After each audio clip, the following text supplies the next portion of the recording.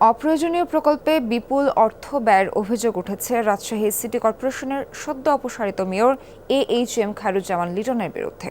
Word কাউন্সিলরদের অভিযোগ, শুধুমাত্র গুটি কয়েক কাউন্সিলরকে নিয়ে নিজের মতো করে সিদ্ধান্ত নিতেন প্রভাবশালী এই মেয়র। পছন্দের ঠিকাদারকে দিয়ে করা হয়েছে অপ্রয়োজনীয় এসব প্রকল্পের বাস্তবায়ন। অভিযোগকারী কাউন্সিলরদের সন্দেহ, এসব কাজে বিপুল অঙ্কের দুর্নীতিও হয়েছে। ডিজাইন, এলিগেন্স, বিউটি, সেরা পণ্য সবার জন্য জেভিকো।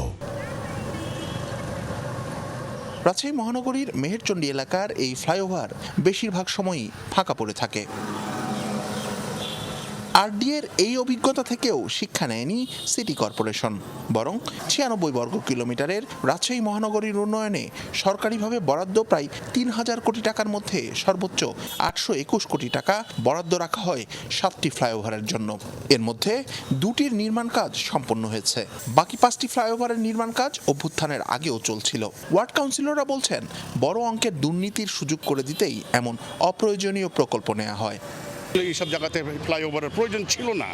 আমাদের মেন ফ্লাইওভারের যদি প্রয়োজন হতো, কিংবা বাইপাস কিংবা ওভারপাস যেটা বলেন, বিন্দুর মোড়ে বলেন, বন্ডালির মোড়ে বলেন, কিংবা আরডি মার্কেটের, এইসব জায়গাগুলো গুরুত্বপূর্ণ ছিল, এইসব জায়গাতে প্রয়োজন ছিল।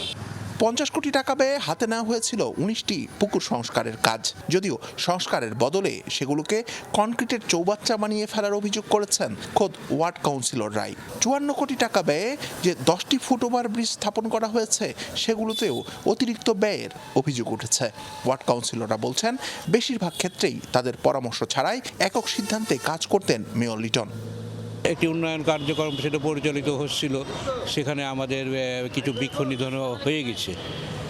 তো সর্বকিছু মিলেই যে সব উন্নয়নই সর্বসময় সর্বকাজে লাগে তা নয়। কর্পোরেশনের বিষয়ে যে ঠিকাদাররা কাজকাম করেছে, সেই সব কাজকামের বিরুদ্ধে বিষয়ে আমাদের কাউন্সিলর সাহেবেরা অতিপ্রতিতভাবে জড়িত নয়।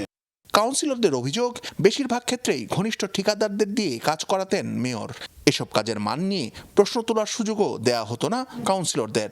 যে টেন্ডারগুলো হয়, সেই টেন্ডারগুলোতে আমাদের কোনো পার্টিসিপেট নাই বা আমাদের সাথে কোনো আলোচনা নাই, সেভাবেও কিন্তু আমরা ওদের ইচ্ছা মতোই ইঞ্জিনিয়ার সেকশন করছে।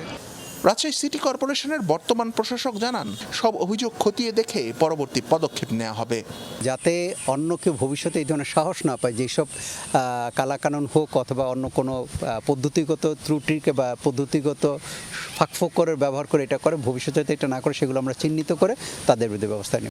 আওয়ামী লীগের প্রেসিডিয়াম সদস্য খায়রুজ্জামান লিটন 2023 সালে তৃতীয় দফায় মেয়র হিসেবে শপথ নেন। গত 5 আগস্ট গণঅভ্যুত্থানে সরকার পতনের পর থেকে তিনি লাপাত্তা।